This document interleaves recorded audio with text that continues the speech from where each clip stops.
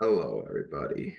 Um, First of all, I currently have influenza, so I'm going to try to keep this real short and try not to cough into my microphone for you as it's been a little rough. As you can see, I'm behind on grading, but I'll do my best to get caught up as I get better. This week's going to be a rough week for me as I've been off work for most of the week and emails are growing. One thing I want to show you all under student resources.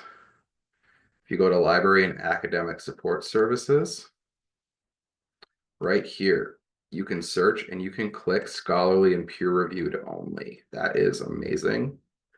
It isn't a tool that I had available to me when I was doing my doctoral degree or any of my master's work. And having that button available to you is something that I highly recommend you use, as we often require that they be scholarly and peer reviewed only. But most databases don't have a way to ensure that that's what you're getting. So again, it's under support resources, library and academic services, and then it's right there up top. You can click that button and put in your search code. Another thing, it might be a little bit late, but for this week's assignment, the classroom management systems would be things like a token economy, the checkmark system on the board, PBIS, things that either you're setting up in your classroom or the whole school is doing to either encourage good behavior or in some cases, maybe just to focus on punishing bad behavior. All right, so welcome to week 5. I am not going to read all this. I'm sorry. I can't.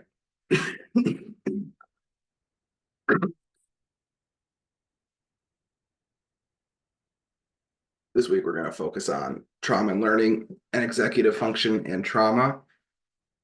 And the question I want you to keep in mind this week is what small executive functioning supports can you implement this week?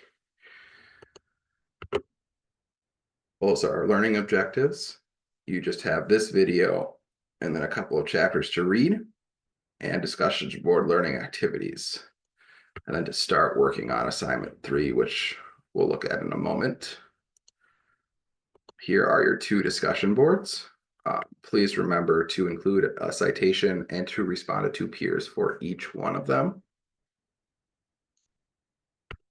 Assignment 3 is a management systems analysis. You're to conduct a critical analysis of a classroom management program or system. So think PBIS or putting students' names on the board and check marks next to them, which I can't think of the name. I'm sorry. I still have very little brain power to work through this. Token economies. Kind of, you could consider MTSS one of these. But if you start at PBIS, which is the one that comes to mind right away, you can probably look through some of the research on that and find it compared to other ones to then branch out on. This should be 4 to 5 pages in length. Have at least 1 in-text citation from the course and at least 2 other scholarly sources, and make sure you write it in 3rd person, so no I. Your introduction of the system and a historical look at it, how it was first established, and a description of it. It should be 1 to 2 pages. Analyzing the positive and negatives, etc. should be 1 page. And then analyzing it in the lens of a student with moderate to high ACEs should be about a page. If you go a little bit over, that's just fine. And lastly, you should have a critical advocacy to either adopt, alter, or abandon the program. And please make sure that that's a clear rationale on why. A good thing to focus on would be those students with trauma and how it impacts them. Or you could say, this is going to work for 95% of students, but that 5%, here's why it might not work and what you could do. Really think that part out, and then make sure in your conclusion that you kind of summarize and wrap it all up. And as always, make sure you check the syllabus for the full assignment details and the rubric. Get in touch. I'll respond within 24 hours. I still have my email, and I've been responding to emails all week, even though I've been sick.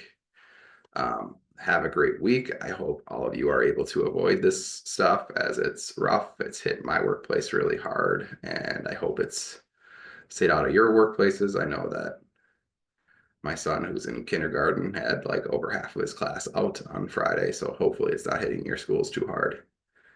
My question for the week is, do you plan to keep an ongoing annotated bibliography now that you've started one? Please note, you're not going to lose any points or hurt my feelings if you say absolutely not. It is something that I recommend doing when you find articles that you think might be relevant to what you want to do for your final paper. Other than that, have a great week. Stay safe, stay healthy, and I look forward to reading all of your annotated bibliographies.